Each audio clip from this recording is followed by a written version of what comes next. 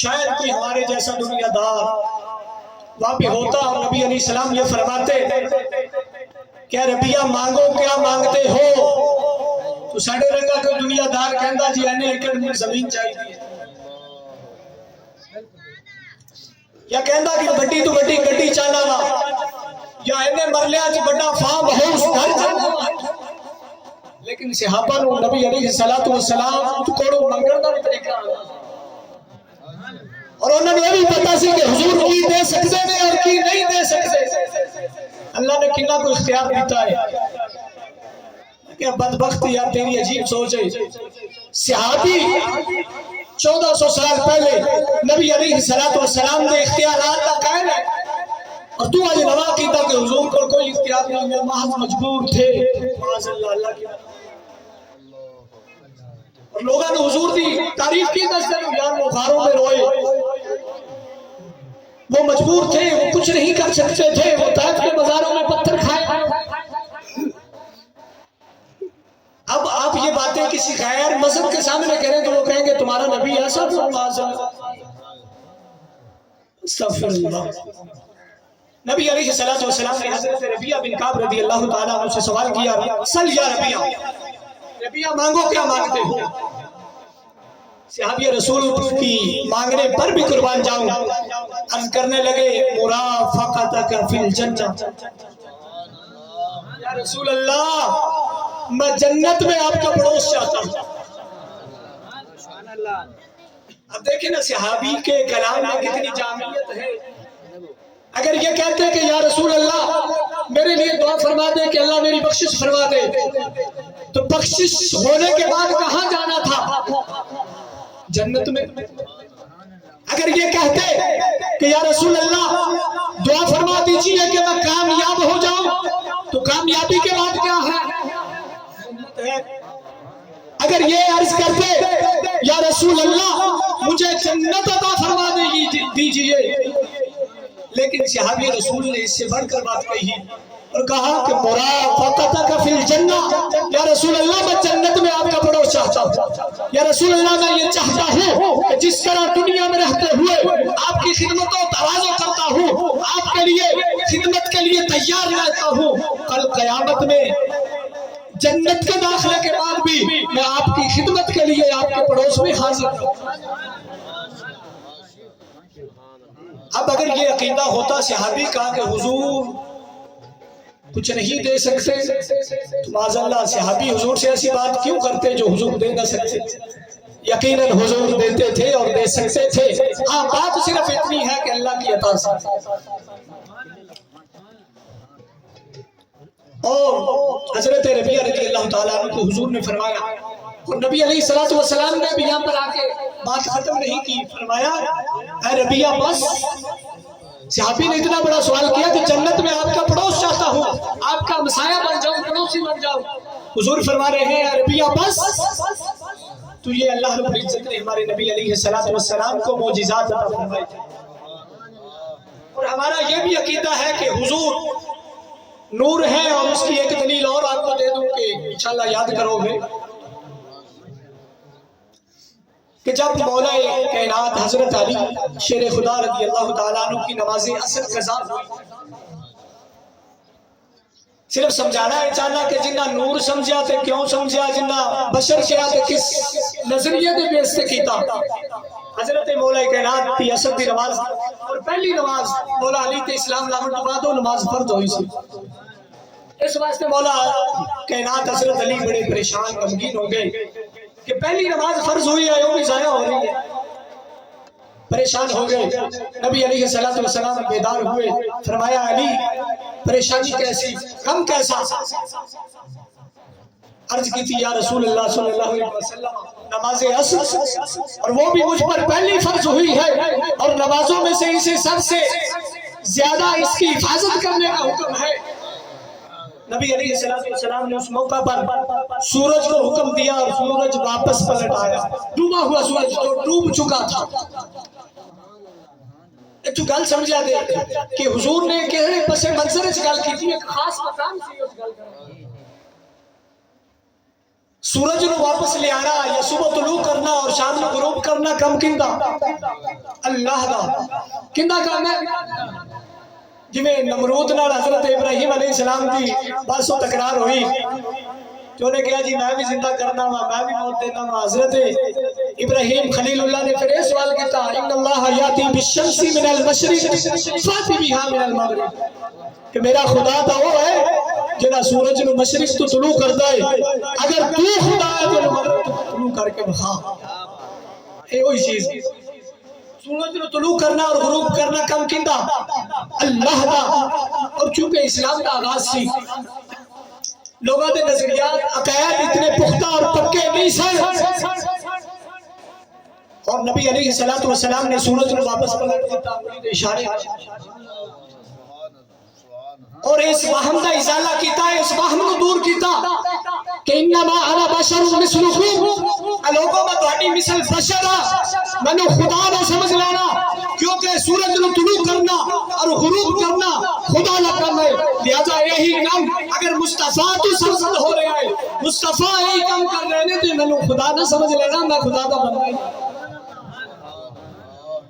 یہ مقصد نہیں ہے کہ میں نور نہیں ہوں تو حضرت علی رضی اللہ تعالیٰ عنہ نے نماز ادا فرمائی اور اسی طرح نبی علیہ السلام ساڑھا انہوں نے یہی مخالفت ہے یہی جھگڑا ہے اور وہ اس چیز سے کہہ کہ نبی معاذ اللہ مارتے قبرہ مٹی انہوں نے عقیدہ کتابہ موجود ہے لیکن ساڑھا عقیدہ یہ نہیں ہے اسیہ نے نبی اللہ حی اند ربهم یرزقون اللہ دے سارے نبی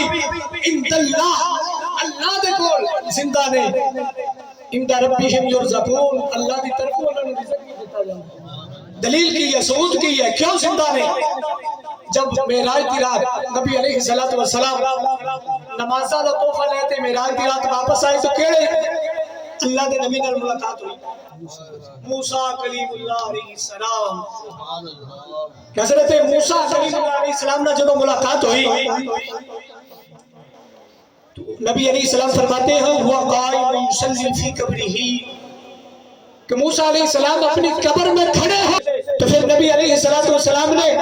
فرمایا کہ موسیٰ کلیم اللہ قبر میں کھڑے ہو کر نماز پڑھ رہے ہیں تو پھر حبیب اللہ کا کیا مقام ہوگا یہ تو کلیم کا مقام ہے اور کلیم کے حبیب سے فرق انداز ہے مختصر انداز ہے کلیم وہ ہوتا ہے جنہوں اللہ رب العزت اپنے دیدار واسطے دور تے بلا لوے اور حبیب وہ ہے جنہوں اللہ رب العزت فوق السماوات عرش تے بلا لوے اور کلیم وہ ہے جو وادیے موسیٰ علیہ السلام نو کوہ طور تے بلایا گیا اور وادیے جس نے قرآن جنم بالواد المقدس تواد تعبیر کیتا گیا تو اللہ رب العزت نے جب موسیٰ علیہ السلام نو کوہ طور تے بلایا تو فرمایا کہ موسیٰ فخلعنا علیکا انکا بالواد المقدس تواد موسیٰ علیہ السلام اپنے جوتے مبارک اتار لیجئے یہ وادی مقدس ہے پاک ہے یہ کلیم کا مقام بتا رہا ہوں اور حبیب وہ ہوتا ہے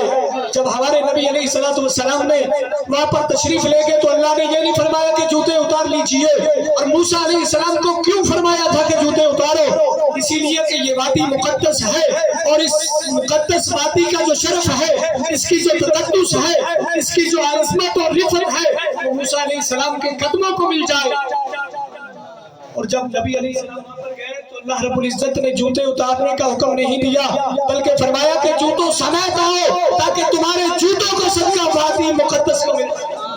نعرہ تکبیر نعرہ رسالہ نعرہ رسالہ نعرہ حیدر عظمت و شان مصطفیٰ زندہ باد یہ ہے حبیب اور کریم میں فرق ہمارے نبی علیہ السلام حبیب اللہ ہے اللہ کے دوست ہیں اور بات یہ کہنا تھا کہ جب کلیم اللہ قبر میں کھڑے ہو کر نماز ادا کر رہے ہیں تو پھر حبیب اللہ کی جو ظاہری دنیا کے بعد حیاتی ہے وہ کیسی ہے اس کا مقام کیسا ہوگا اس کی حالت کیفیت کیسی ہوگی تو یہ خود ہی اندازہ کر لیجئے ہمارے نبی علیہ الصلوۃ والسلام امام الانبیاء ہیں۔ اور پھر علم غیب کی بات ہے،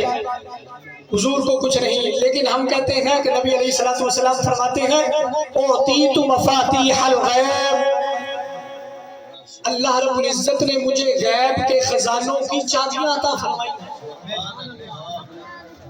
اور چابی کسی کو کس لیے دی جاتی ہے؟ نبی علیہ السلام نے گویا کہ اللہ رب العزت نے اختیار دیا ہے، اور نبی علیہ السلام اللہ کی عطا سے اپنے جس غلام کے لیے، جس خادم کے لیے، جس دیوانے اور عاشق کے لیے جو چاہے، جب چاہے، جیسا چاہے، جتنا چاہے عطا فرمائے، جس کے لیے چاہے۔ اور نبی علیہ السلام کے معجزات بے شمار ہیں، اور میں محبت پر ایک دو باتیں اور اس کے علاوہ انشاءاللہ اپنے بات کا اختتام کرتا ہوں۔ خدا کی قسم دنیا میں اگر کوئی کسی سے محبت اس بنا پر کرتا ہے کہ میرا محبوب خوبصورت بڑا ہے، حسین و جمیل بڑا ہے، لہذا میں اسی لیے اس سے پیار کرتا ہوں، تو خدا کی قسم ہمارے حضور کا یہ حق ہے کہ حضور سے پیار کریں، کیونکہ کائنات میں ہمارے نبی سے بڑھ کر کوئی حسین و جمیل نہیں ہے۔ اور یہ بھی زبانی کلامی نہیں، حدیث پاک سے حضرت جابر بن سمرہ رضی اللہ تعالی عنہ صحابی رسول فرماتے ہیں کہ ایک دن 14ویں دا چاند اپنی جوبن پہ ہے، چمک رہا ہے، دمک رہا ہے، اور ایک طرف نبی علیہ السلام اپنا سرخ کھلا مبارک پہنے ہوئے تشریف فرما رہے۔ حضرت جابر بن سمرہ رضی اللہ تعالیٰ عنہ فرمان لگے کہ آج ذرا میں توازن تو کرا، ذرا چیک تو کرا، کیا آمنہ کا لال زیادہ خوبصورت ہے یا اللہ رب العزت کا چاند زیادہ؟ صحابی رسول حضرت جابر بن سمرہ رضی اللہ تعالیٰ عنہ کبھی حضور کی طرف دیکھتے ہیں، کبھی آسمان کے چاند کی طرف دیکھتے ہیں، بار بار یہی سسٹم لگا ہے کہ کبھی آسمان کی طرف نظر جا رہی ہے، کبھی حضور کی طرف نظر پھیر رہے ہیں، آخر میں آ کر اس نتیجے پر پہنچتے ہیں فَإِذَا هُوَ عِنْدِي أَحْسَنُ مِنَ الْقَمَرِ، فرمایا کہ میں نے تو نبی علیہ السلام کو چاند سے بھی بڑھ کر خوبصورت بنایا، یعنی آمنہ کے لال، مدنی تاجدار، محبوب خدا محمد مصطفیٰ احمد مجتبیٰ صلی اللہ علیہ وسلم چاند سے بھی بڑھ کر خوبصورت۔ اور لہٰذا میں نے بات یہ کہی تھی کہ اگر کوئی کسی سے محبت کرتا ہے کہ حسین و جمیل بڑا ہے، تو کس کا حق ہے کہ کس سے محبت کی جائے؟ ہمارے حضور کا حق ہے کہ حضور سے محبت۔ اور اگر کوئی کسی سے محبت اس بنا پر کرتا ہے کہ فلاں شخص سخی بڑا ہے، بڑا عطا کرنے والا ہے، دینے والا ہے، تو خدا کی قسم حضور سے بڑھ کر اس کائنات میں سخی پکی بات۔ اور اس کا ایک واقعہ میں آپ کو سناتا چلوں۔ حاتم طائی کا بیٹا عدی بن حاتم، حاتم طائی مسلمان نہیں ہوا تھا، عدی بن حاتم نے کلمہ پڑھ لیا تھا۔ ایک دن مدینے کے بازاروں میں کھڑا اپنے باپ کی سخاوت کے چرچے کر رہا، مدینے کی گلیاں سے نکلتے چرچے کر رہا جی میرا باپ بڑا سخی ہے، میرا باپ اینا سخی ہے، اینا سخی ہے کہ میرے باپ دی حویلی اور مکان پہ 10 دروازے ہیں۔ کتنے دروازے؟ 10 دروازے۔ کون کہہ رہا ہے؟ عدی بن حاتم، حاتم طائی کا بیٹا۔ اگر کوئی منگتا اور سوالی اور گداگر بیکاری میرے باپ دی حویلی دے ایک دروازے تو آندا ہے تو میرا باپ عطا کرتا ہے، دیندا ہے، خالی نہیں موڑدا۔ کوئی منگتا سوالی گداگر بیکاری اسے وقت دے وچ دوسرے دروازے تو آ جاندا ہے تو میرا باپ انہوں بھی خالی نہیں موڑدا، اس دروازے تو بھی عطا کرتا ہے۔ اور وہی سوالی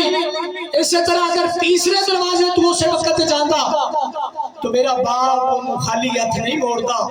حتیٰ کہ ایک ہی منگتا، ایک ہی سائی، ایک ہی گداگر، ایک ہی بھکاری میرے باپ کے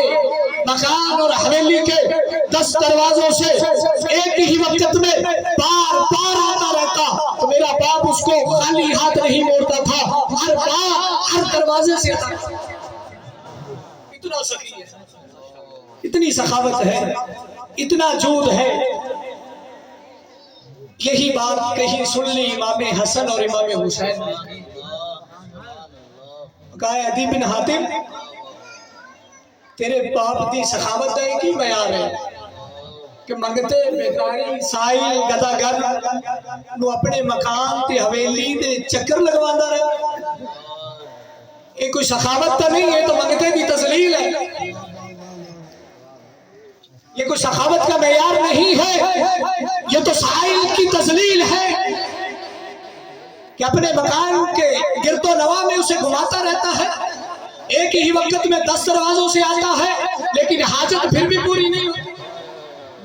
ایک دروازے سے پھر دوسرے سے، حتیٰ کہ 10 دروازوں سے حاجت پھر بھی باقی ہے، ضرورت پھر بھی پوری کوئی نہیں ہوئی، جوڑی خالی تھی خالی ہے۔ اب میں تجھے بتاتا ہوں ایک ایسا درد کہ جس کی سخاوت کا معیار کیا ہے، جس کے جود و کرم کا حال کیا ہے۔ میرے نانا جان محمد مصطفیٰ احمد مجتبیٰ صلی اللہ علیہ وسلم کی مکان کی حویلی کے کوئی 10 دروازے تو نہیں ہے، ایک ہی دروازہ ہے۔ اگر کوئی منگتا، کوئی سوالی، کوئی گداگر، کوئی بیکاری اگر میرے نانا کی حویلی کے ایک دروازے سے ایک بار آ جاتا ہے، پھر دنیا میں زندگی میں پھر اسے کسی دروازے پر جانے کی ضرورت نہیں رہتی۔ حضور اتنا دیتے ہیں، اتنا دیتے ہیں کہ اسے سارے جہان سے بے نیاز ہے۔ اور اسی بات کو اعلیٰ حضرت امام محمد رضا خان نے کس انداز میں کیا کہ واہ کیا جود و کرم ہے شہ بطحا، واہ کیا جود و کرم ہے شہ بطحا تیرا، نہیں سنتا ہی نہیں مانگنے والا۔ حضرت انس بن مالک رضی اللہ تعالیٰ عنہ فرماتے ہیں کہ میں نے 10 سال رسول اللہ کی خدمت کی، حضور کے قریب رہتے تھے، خدمت جوتے اٹھا کر رکھتے، تکیہ لگاتے، ہر وقت کوشش یہ ہوتی کہ حضور کی زیادہ سے زیادہ خدمت کی جائے۔ عرض کرتے ہیں کہ میں نے 10 سال رسول اللہ کی خدمت کی، لیکن ایک دن بھی ایسا نہیں آیا کہ رسول اللہ نے مجھے یہ فرمایا ہو کہ یہ کام انس تو نے کیوں کیا اور یہ کیوں نہیں کیا۔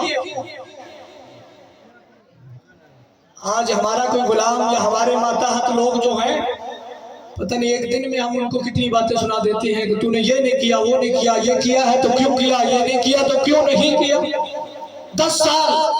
صحابی رسول نبی علیہ السلام کی خدمت میں رہے، اور 10 سالوں میں ایک بار بھی رسول اللہ نے یہ نہیں فرمایا کہ یہ انس یہ تو نے کام کیوں کیا ہے اور یہ کیوں نہیں کیا۔ تو یہ حضور کا اخلاق کریمانہ ہے، اور یہ حضور کی